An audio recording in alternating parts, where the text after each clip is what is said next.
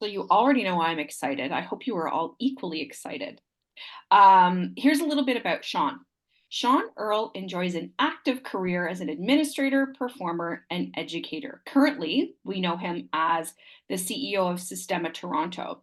He's also enjoyed community engagement and innovating creative projects as the education and outreach manager and director of artistic operations for the Regina Symphony Orchestra.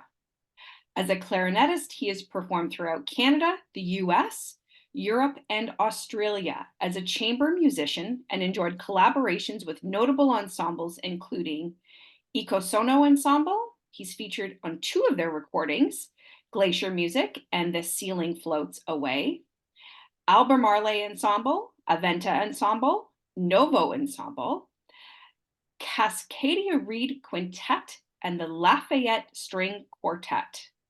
Wow. Dr.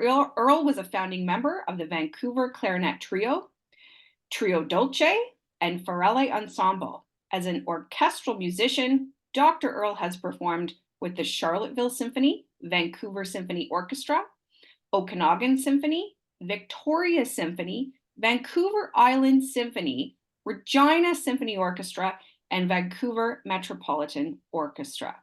Since completing his Doctor of Music Arts degree examining contemporary Canadian clarinet music at the University of British Columbia, Dr. Earl has performed solo concerts of Canadian clarinet works throughout Canada and the USA. His research has also inspired the development and solo performances of clarinet works influenced by non-Western cultures. Dr. Earl is dedicated to contemporary Canadian clarinet music while also enjoying traditional repertoire. He holds a master's degree from the University of Victoria, a Bachelor of Education from the University of Toronto, and a Bachelor of Music from Acadia University. Wow, west to east, east to west. Dr. Earl is committed to music education, having been assistant professor at the University of Virginia, lecturer at the University of Regina, Washington, and Lee University, clarinet instructor at the University of Victoria, a high school band director, there it is, delivering numerous master classes, clarinet instructor at El Sistema inspired St. James Music Academy, and maintaining a private studio. What a resume. That's fantastic. We know him as our fellow community builder. Everyone, please welcome Sean.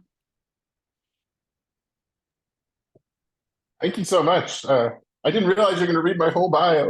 The whole thing, including my favorite, now you know, high school band director. High school band director, yeah. Yes, sir. Thank you so much. Thank you. And I'm honored to inspire some donations as well, too. I will share my screen here. Let me just make sure I have everything set up properly. And we can kick this off. So thank you so much for the invitation. Everyone can see everything okay? Yeah. Wonderful. So I am Sean Earl. I'm the CEO of Sistema Toronto. And I will just jump right into this with, it's always good to start talking about a music organization, music education with some music. So here's a performance of our kids from Scarborough, our Scarborough Choir performing in the winter concert in 2023, so just this past December.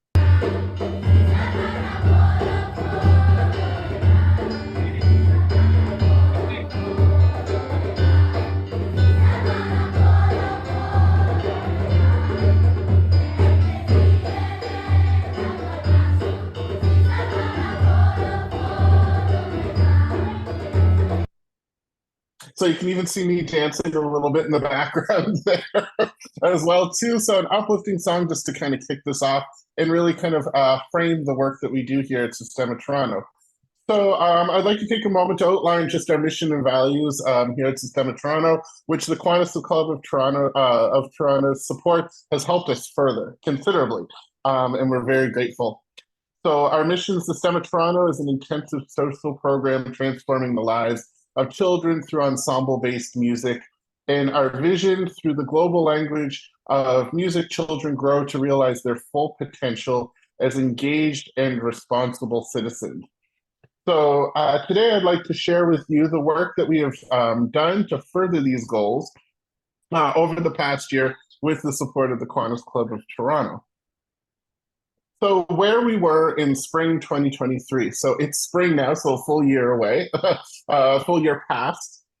We had four centers, four Sistema Toronto centers that were operating 4 days a week, seeing our students after school for about 10 hours of instruction. We had 300 students across all four of those centers.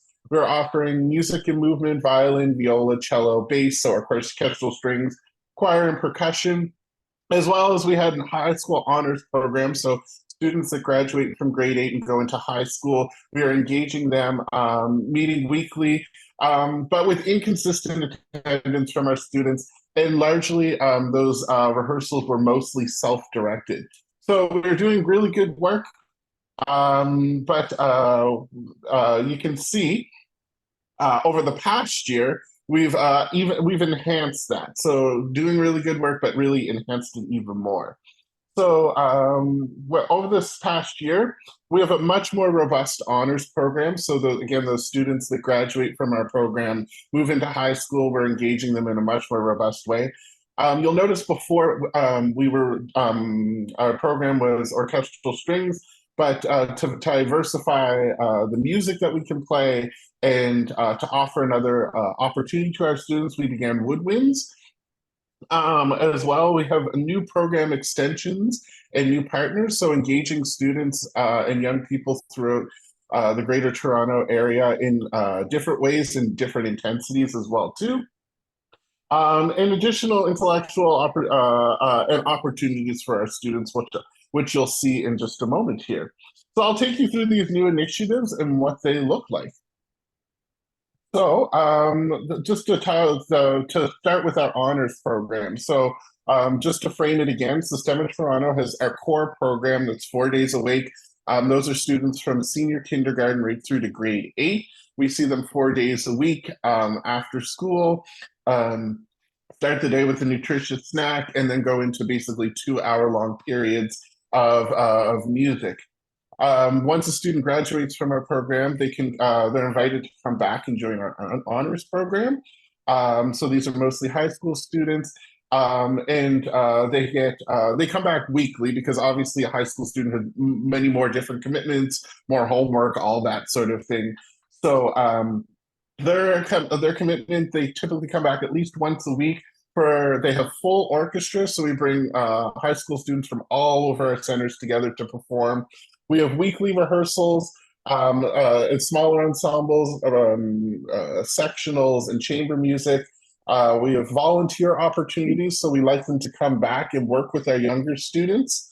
And then to be able to do that, we provide training for those for those volunteers coming in, so that they're not just kind of coming in cold, and so that they have the skills to really be successful and to make an impact. And then the big thing as well too with that is hopefully they can come back and be teachers teachers at Sistema, teaching artists with our program.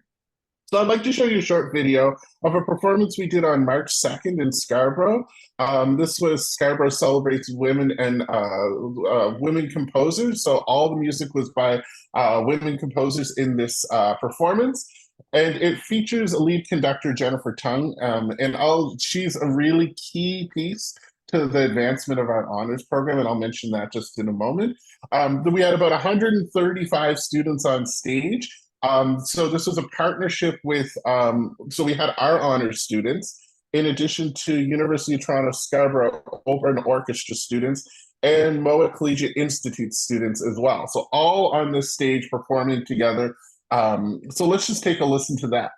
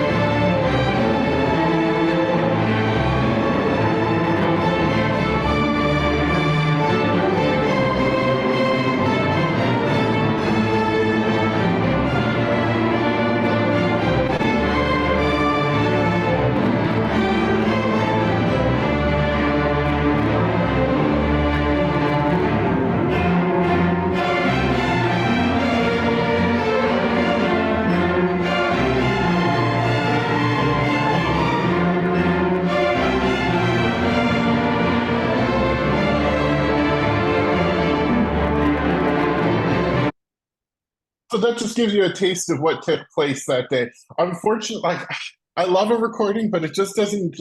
Carrie Ann was there and knew the feel in that room when they were playing, having that many people on the stage. And like your iPhone camera and mic don't do it justice, but it was absolutely wonderful. One, to have that collaboration, bring everyone together, and to see everyone playing at just such a high level. So, our honors program, we've made it more robust, certainly this year, as you can see, even from that recording. An addition that we've made is, as I mentioned before, our students were performing largely self-directed. Now we have two honors coordinators that actually lead those rehearsals, build community, and give a reason for those high school students to come back. So if they're not there, if a student doesn't show up, we're giving them a call like, hey, I noticed you weren't there. Everything okay? That sort of thing. Really a guiding technique on their instrument. Those social opportunities, really reinforcing volunteering. So we actually have we have two people really dedicated. They're doing a fantastic job at really maintaining connections with those students and advancing the musical level. We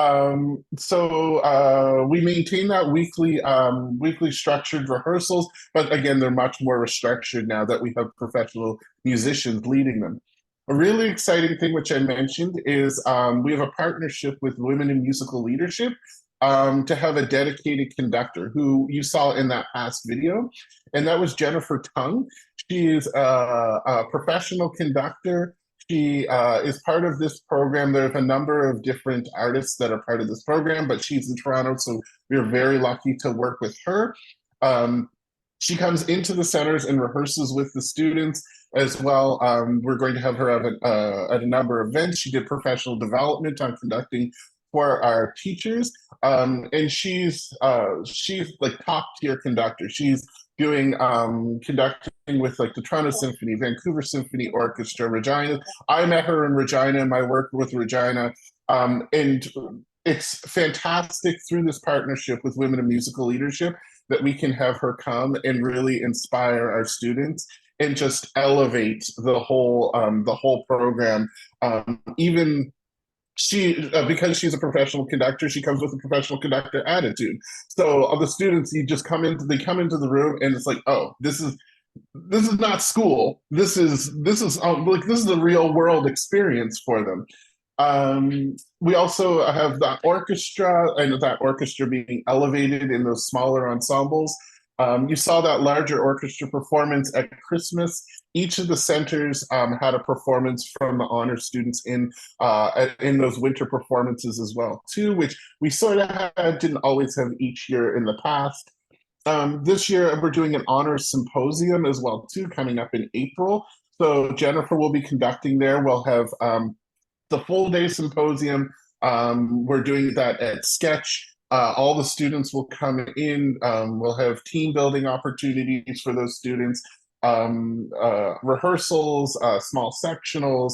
We'll have a nice lunch together, and they'll get to give their input for what honors will look like next year as well, too. We're doing a Dragon's Den, Shark Tank kind of pitch that they will give during that session. So, and then additionally, those students will also be performing at the National Music Festival in May too.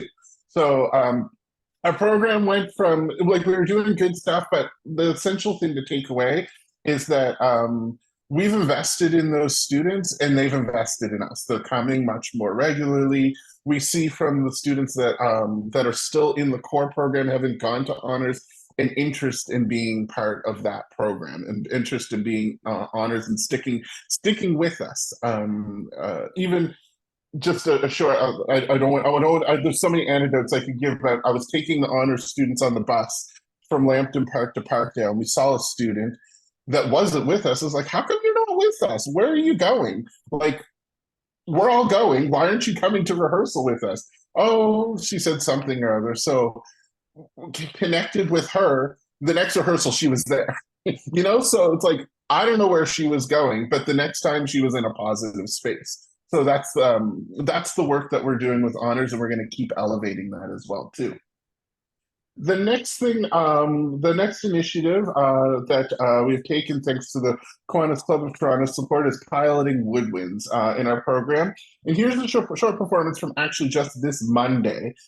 We do community dinners, so we bring everyone together for informal performance. It's more of a showcase than it is a performance and around food.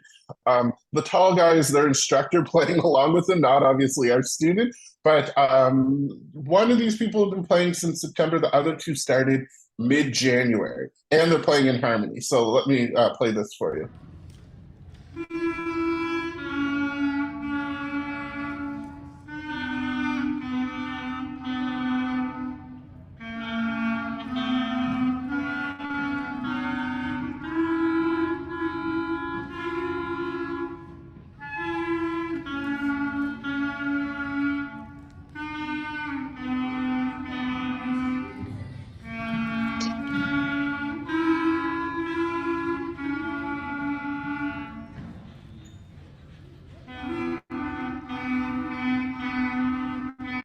So you can hear that they're coming along for only playing for a month and a bit. They're doing pretty good. So we wanted to pilot woodwinds because we've been primarily a string program. Pilot woodwinds just to see if there's interest, and was there ever? So in October, at the start of our program, we started with 8 students. Then in January, we had another 4 join. And there's still interest from other students as well too. So this pile has been it's been a huge success, and we plan to start clarinet at other centers as well too in the coming academic year, as well as beginning other wind instruments too. It just opens up the repertoire that we can play. It opens up the sonic palette and our capacity to accept more students into our program. Um, our students playing clarinet are very keen and excited about this opportunity. And I've personally started a few of them in January on the program, on the clarinet, and they're really, really into it. So the pilot is success, and it's no longer a pilot, it's just part of our operation now. So reaching even more students is key for what we do. As part of our commitment to reach even more young people, we have a goal of 1,000 students by the end of 2028. So 1,000 students, that's part of our strategic plan that we started implementing this year. So we partnered with the Toronto, as part of this, we partnered with the Toronto District School Board Afrocentric Alternative School to offer programming there. Here's a short video of the music and movement class taking part there and their performance at their Kwanzaa celebration. And then I'll speak a little bit more about the Afrocentric School and our work there.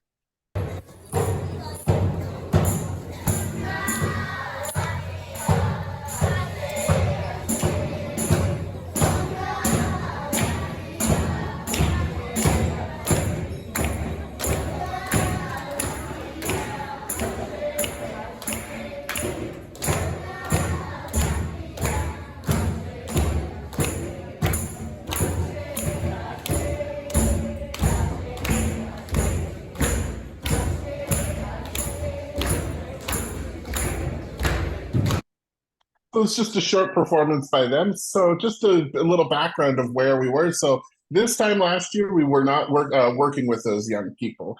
So in April and May of last year, we started 1 day a week offering music and movement to 2 classes at the Afrocentric School. Then in September, that was successful. Then in September, we continued these classes, but added 2 violin classes which again we're doing weekly there during class time. So we have the classroom teacher there with our teaching artist, and the impetus behind this was we were approached by the Afrocentric School because there was no music going on. They don't have a music specialist, so we're really filling that need and a barrier to access. So now, after I guess we're at almost at a full year of engagement with them, we're seeing 80 students at the Afrocentric School, and have plans to continue to grow this program and move it to a more intensive. So we're 1 day a week. Our program is about intensity. 1 day a week is intense for people that were having 0 beforehand. So And we want to keep moving the needle on that and explore different ways that we can be more intensive and reach more young people there at that school. As well, in January of this year, we begun choir classes at Fir Grove Public School in the Jane Finch community, and we're seeing 40 students weekly there. And we're also offering daytime programming, so we're going into schools. We're going into the school weekly at Lambton Park Community School. In addition to, we do offer intensive after-school programming, but we're also doing that daytime programming there as well.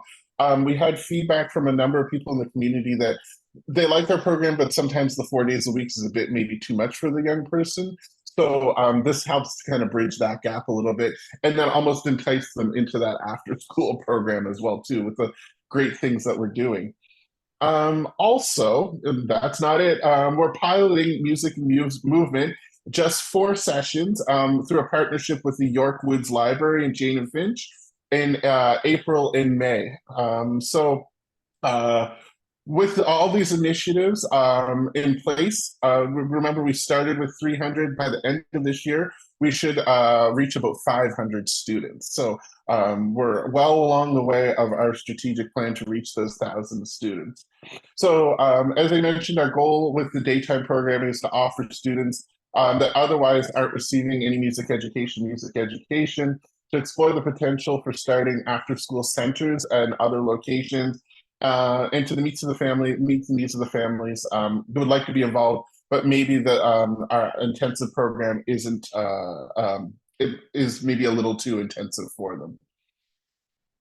So what's next for Sistema Toronto? Most of the initiatives that I've shared are laying the groundwork for future program growth, believe it or not.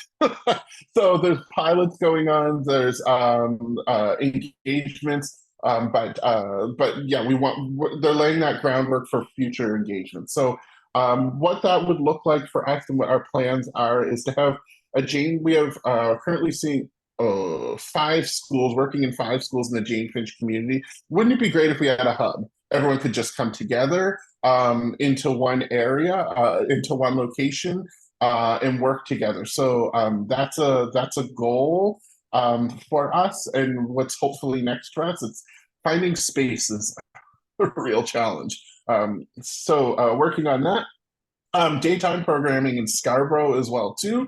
So program extension there. Extending clarinet to other centers and piloting brass instruments as well too. So we're planning to start trumpet in September in addition to clarinet. And then it just gives another offering as well. Sometimes someone might be more suited to a brass instrument than a woodwind instrument or a string instrument. So we're just being able to diversify what our offerings. During school programming at Lambton Park Community School, so continuing to grow that. And then more partnerships with community organizations.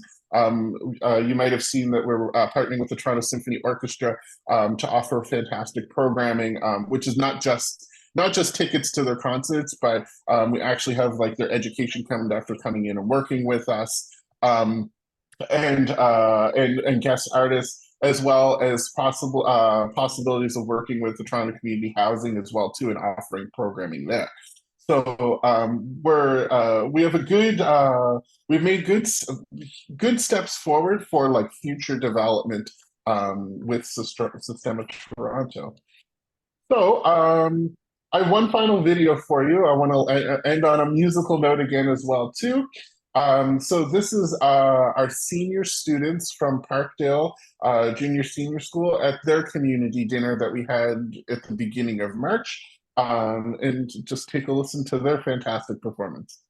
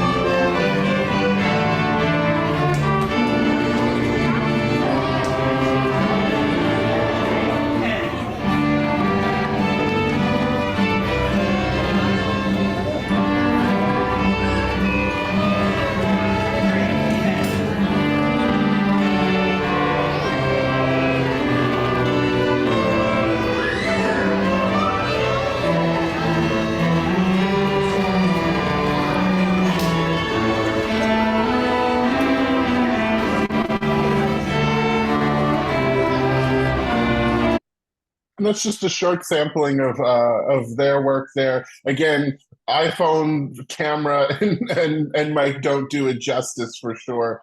I just wanted to say thank you for inviting me today to share our program growth and new initiatives, and we greatly appreciate the support. I'm happy to take any questions, as well as Morgan from our development team is here to help me with those as well too. Yeah, carry in.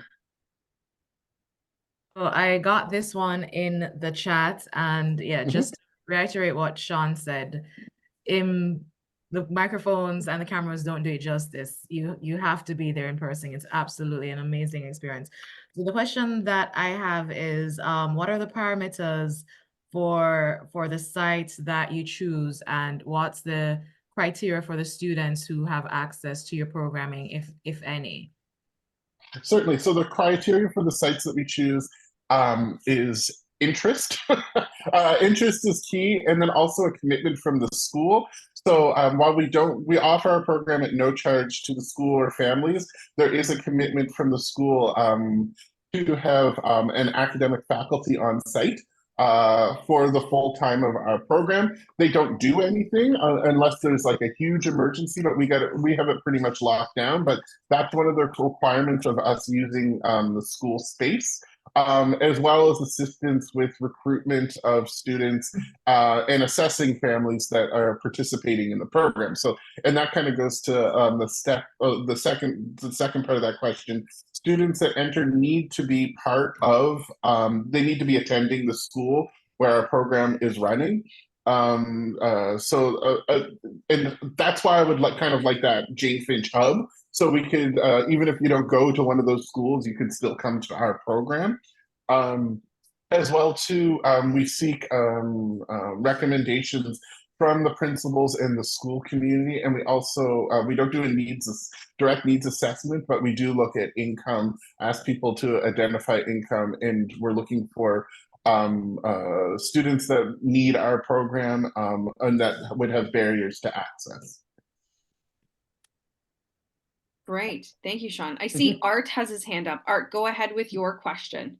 Oh, sure. Listen, first of all, Sean, congratulations for the work you're doing and your colleagues are doing with these kids in our city. This is a terrific program.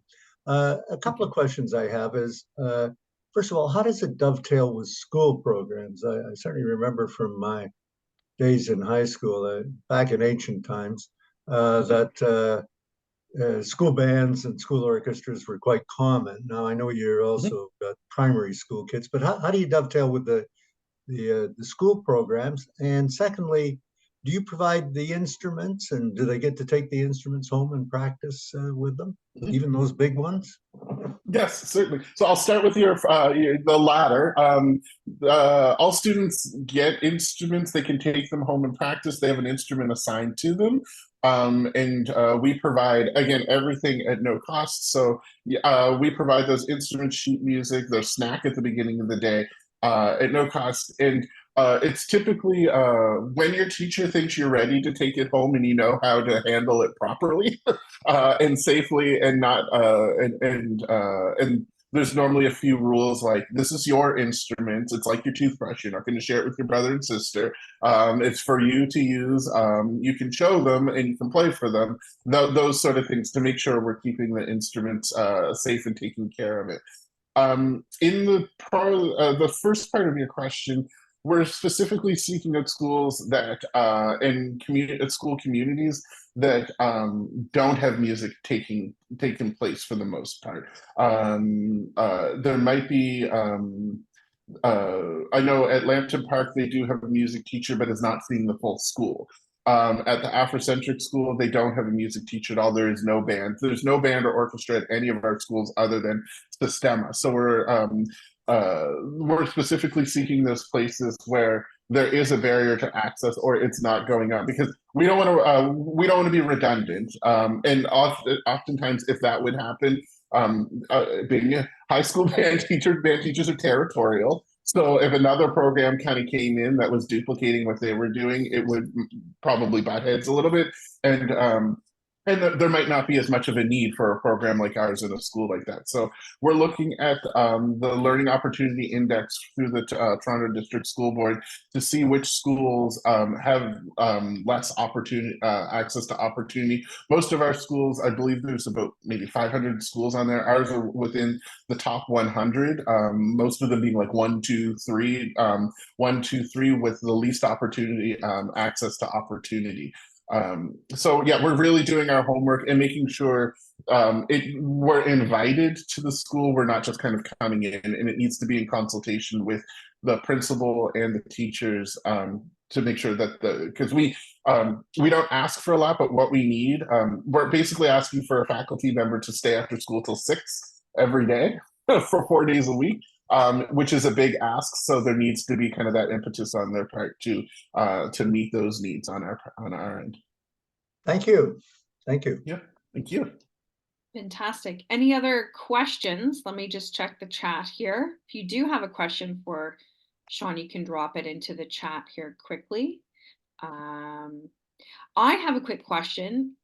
So I have been able to come out to an event. I think it was last June I came out to see you guys and brought your giant trophy to you. Thank you. And I know Deborah's been, Carrie has also been, I think.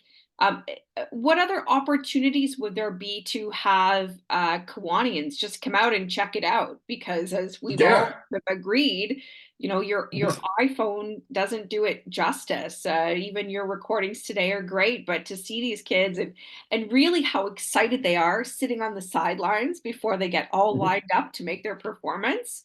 If there's anything else that we can attend, we'd love to. Absolutely. So we have, and thank you for coming to that show.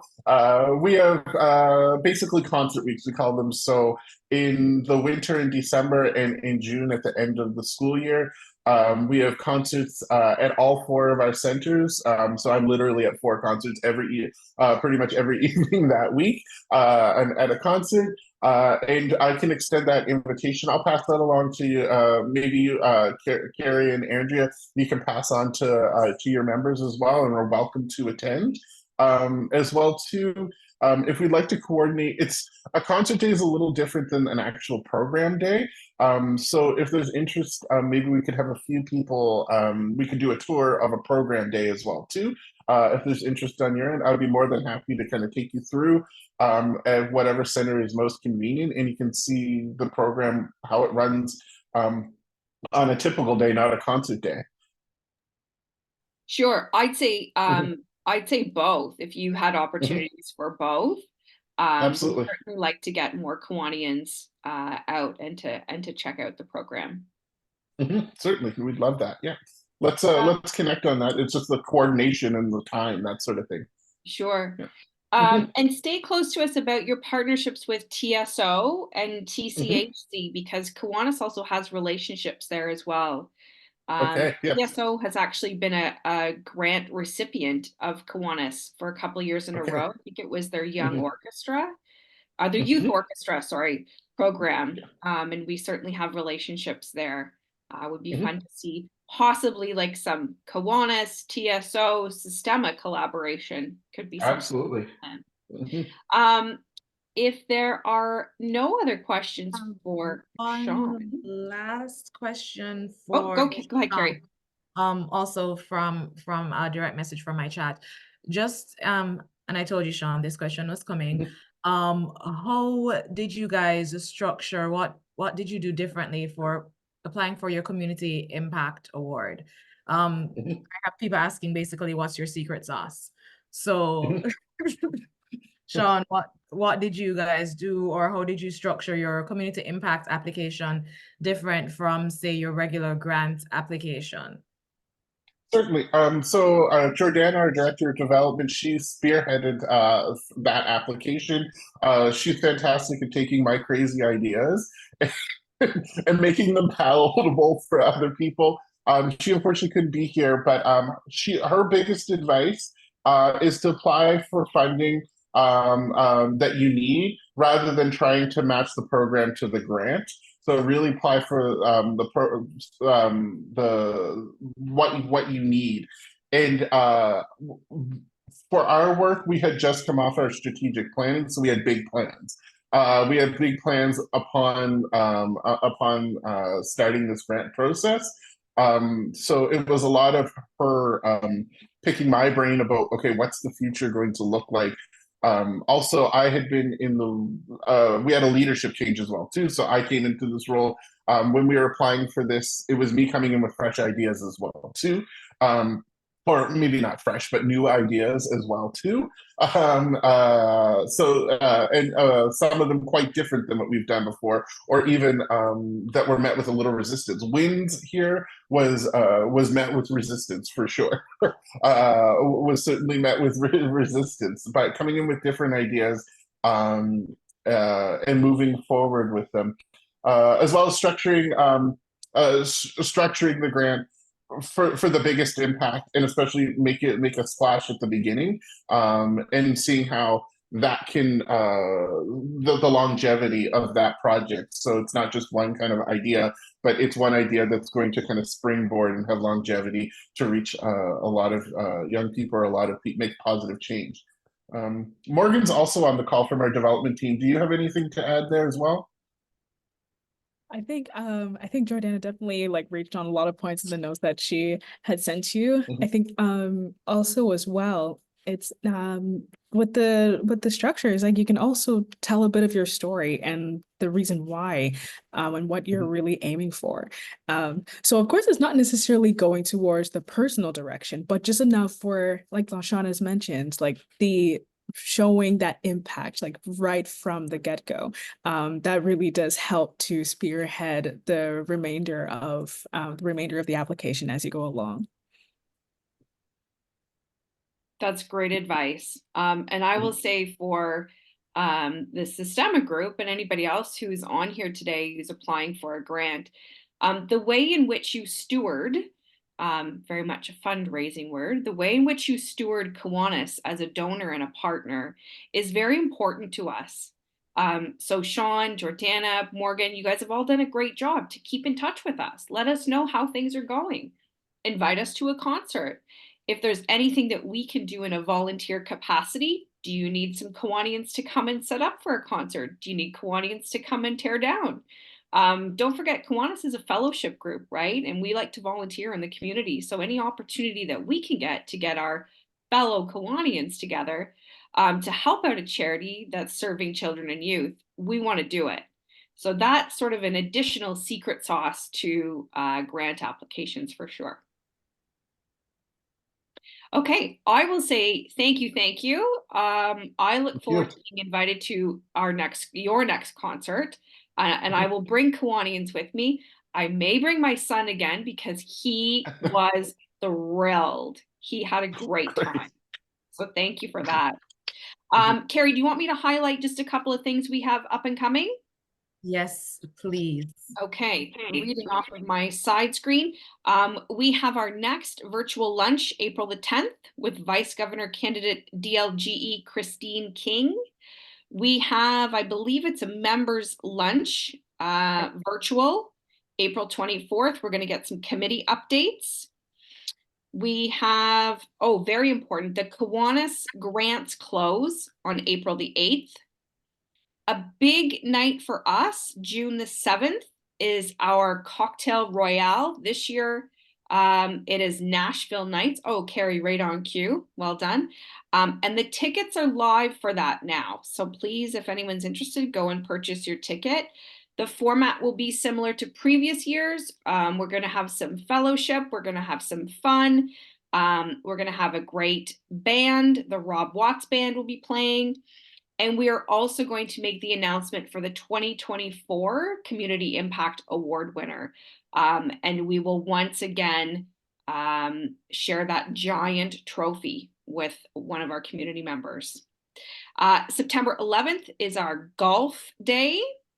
And other Kiwanis events are May 16th to 18th is our Eastern Canada and Caribbean Convention down in Montego Bay. We have a few people from our club going down there to present. Riverdale has their annual golf day June 6th. And then our international convention is July 3rd to July 6th in Denver, Colorado. If any Kiwanians are interested in going to that, please reach out to Carrie and President Denise. Sorry, just before we jump off, vote of thanks for Sean. So, Sean, we do have a quick speaker gift that we give to all our presenters, and it is in partnership with one of our legacy partners. So we want to let you know that a donation has been made in your name for 40 weeks of transformative after-school literacy programming with the BGC Toronto Kiwanis. So thank you so very much, Sean.